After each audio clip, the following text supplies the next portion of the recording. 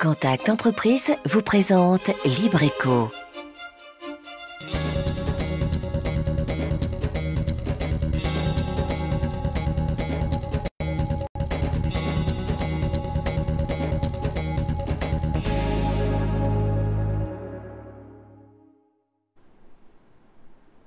Salut à tous, on se retrouve pour une nouvelle saison sur ATV. C'est parti donc pour une nouvelle année à la découverte des entreprises, de ceux et celles qui les font vivre.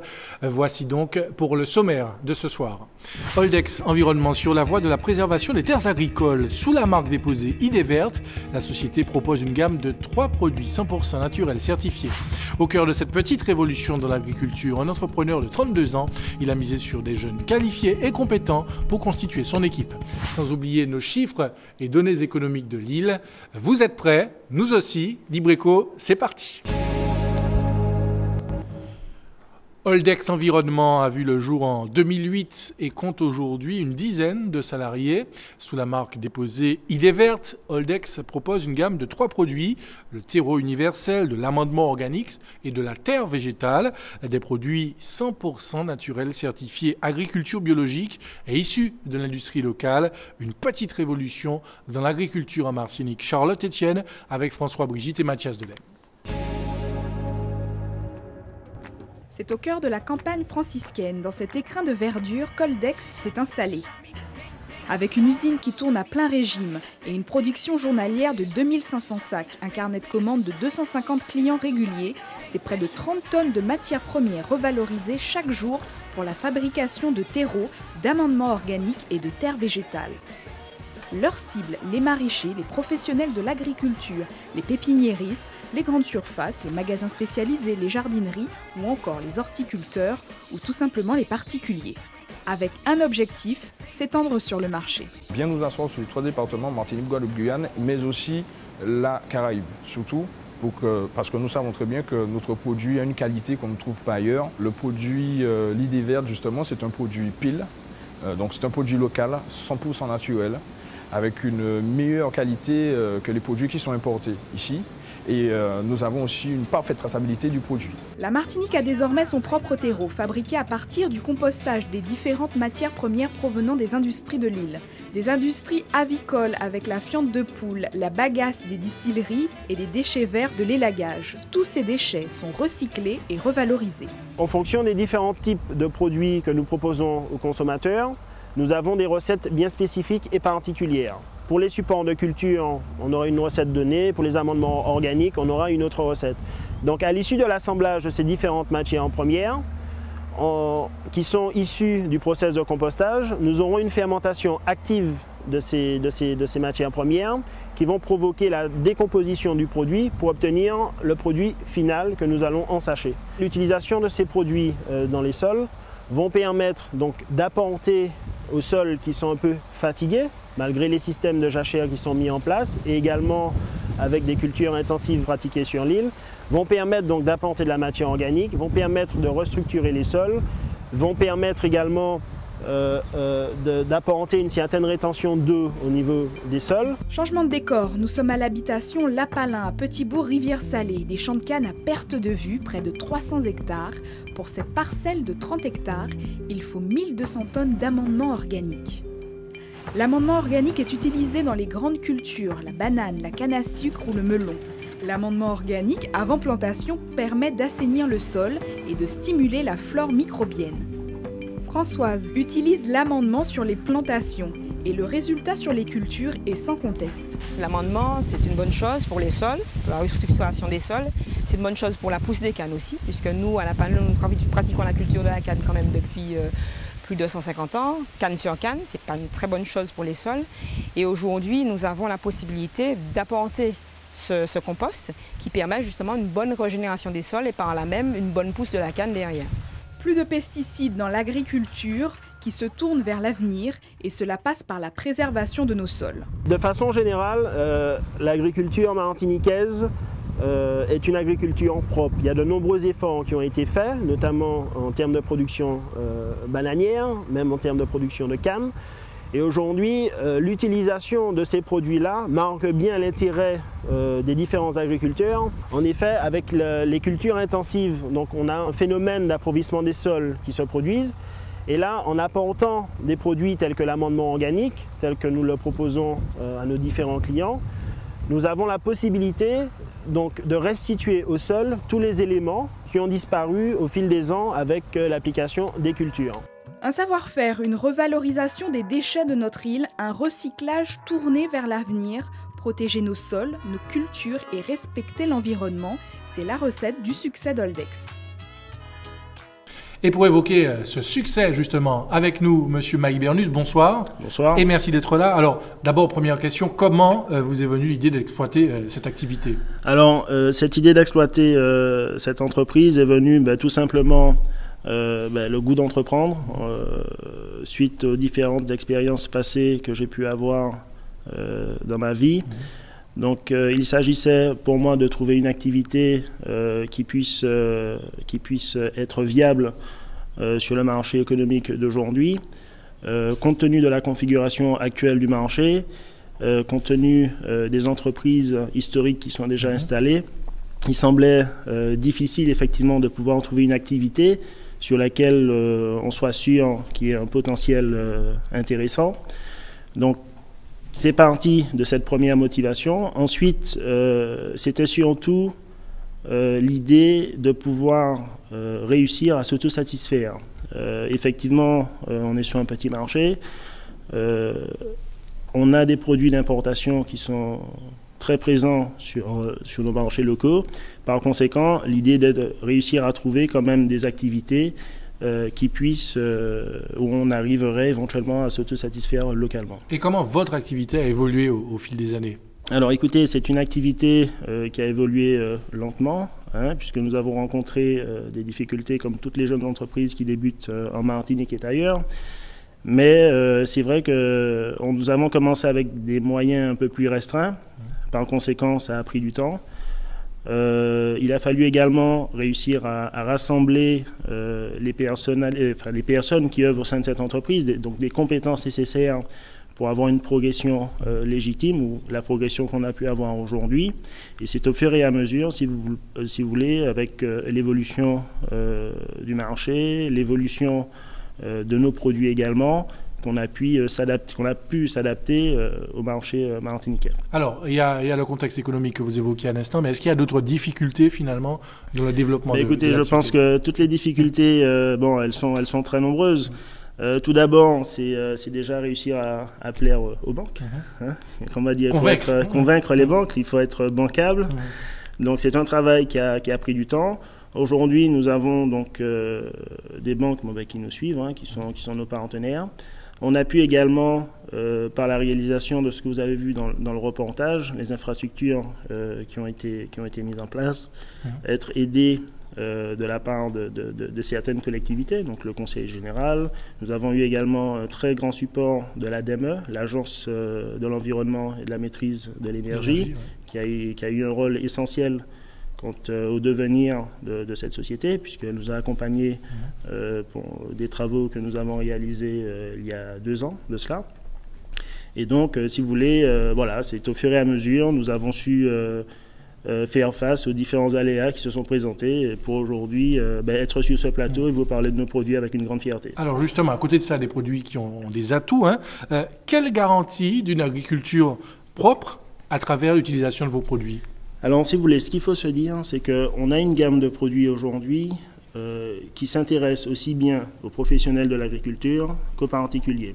Donc nous avons la partie amendement organique, qui est un fertilisant organique, qui est un produit qui va redonner simplement les éléments nécessaires au développement et à la croissance des plantes.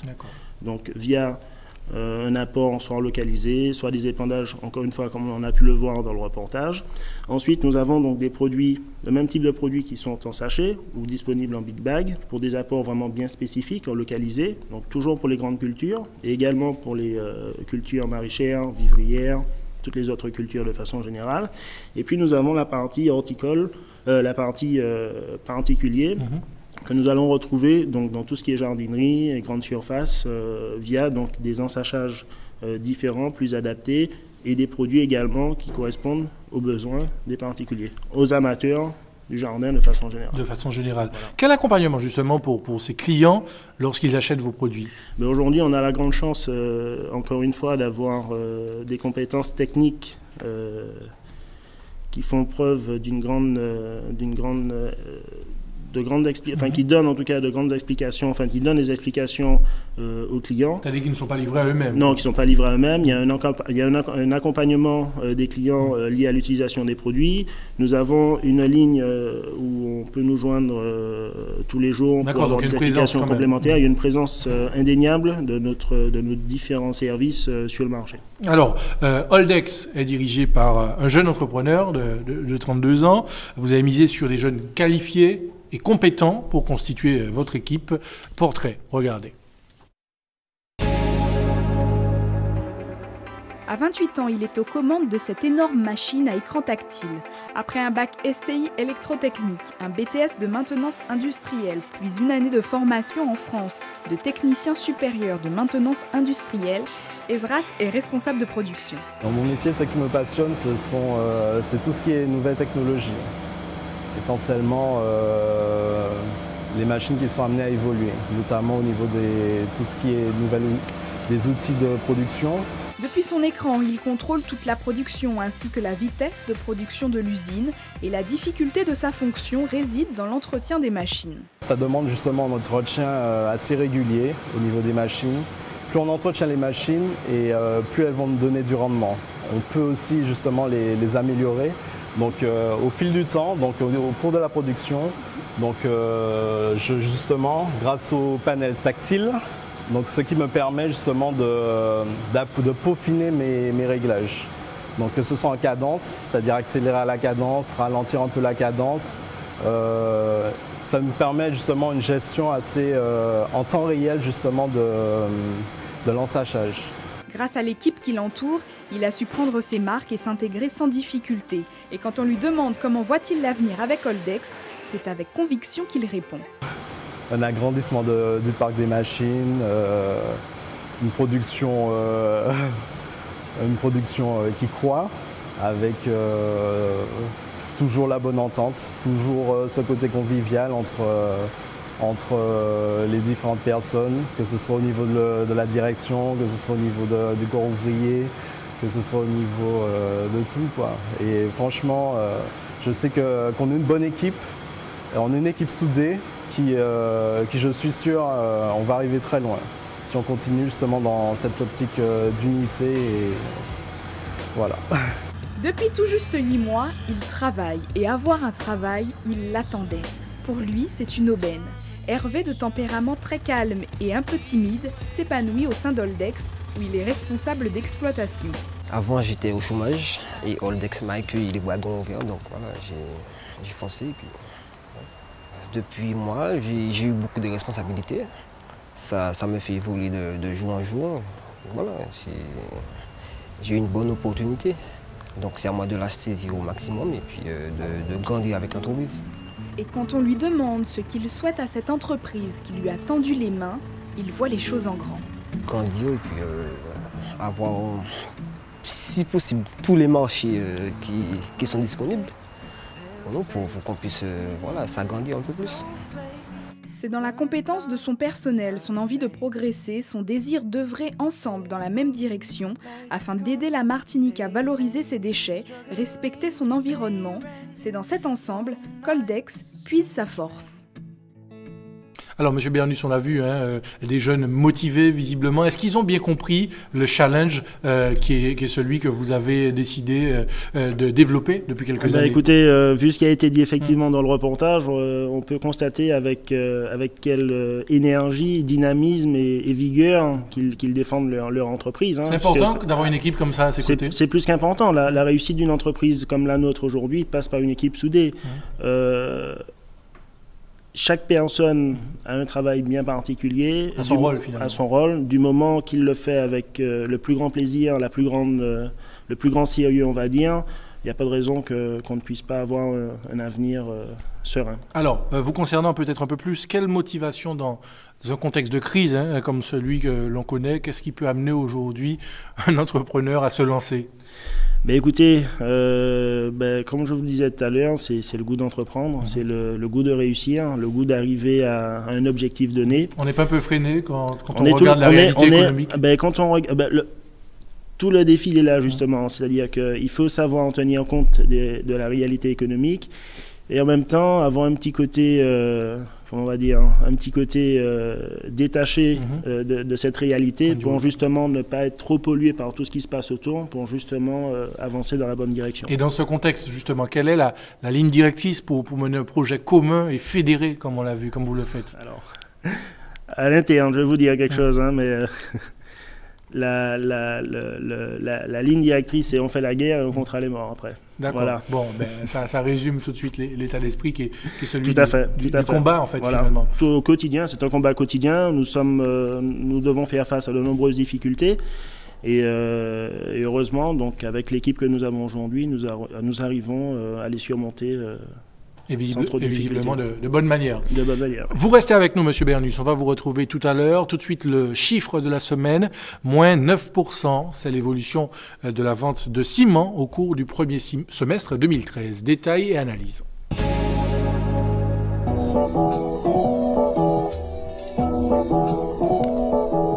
Moins 9%, c'est l'évolution des ventes de ciment en Martinique au cours du premier semestre 2013.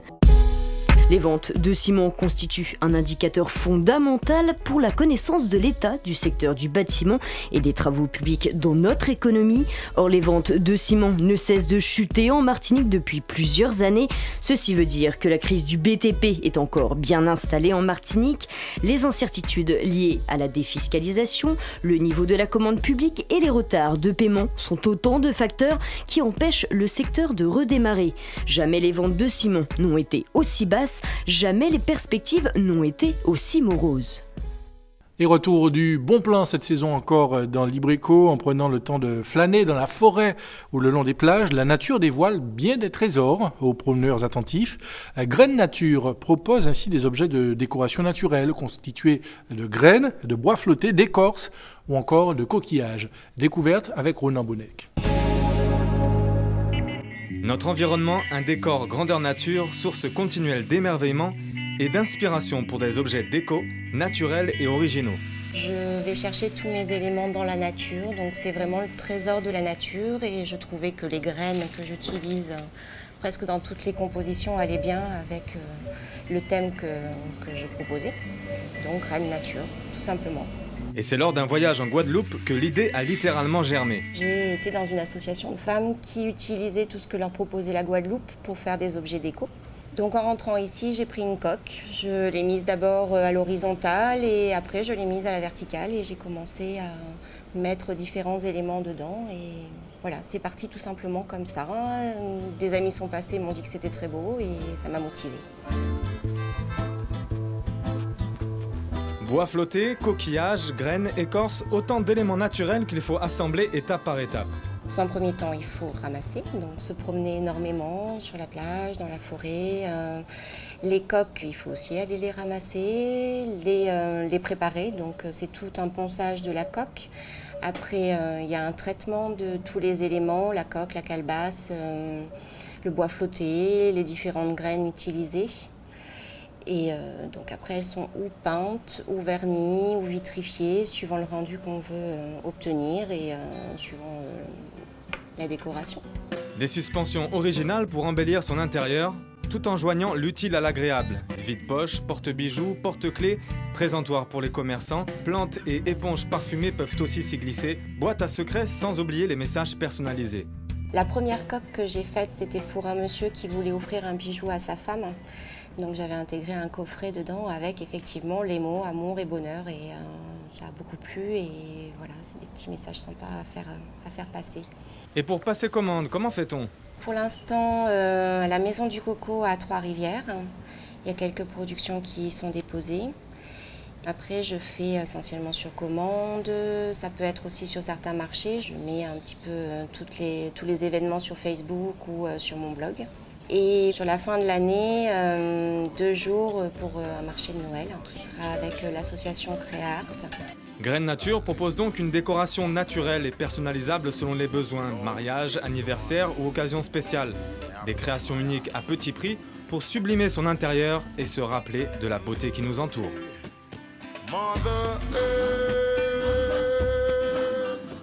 Libre Écho pour quelques minutes encore avec notre invité Maïka Bernus sur les perspectives peut-être et les projets de votre entreprise Holdex Environnement. Alors, des projets, des perspectives, nous en avons beaucoup. Dans l'immédiat, dans le deuxième semestre 2013, nous envisageons donc la création, en tout cas la mise en marché de 5 nouveaux produits qui vont venir compléter notre gamme pour les particuliers de façon générale.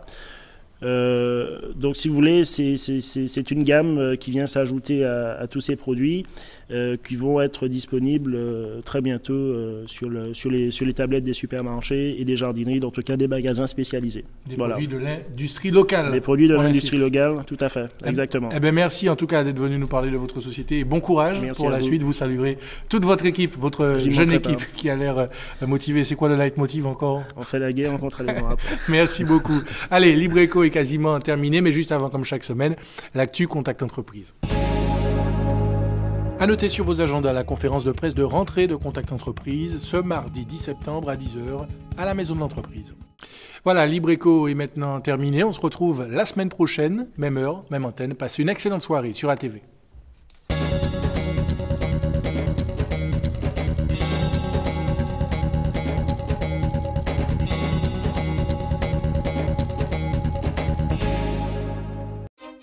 Contact Entreprise vous a présenté Libre Écho. Retrouvez cette émission dès maintenant et pendant 7 jours sur atv.mq.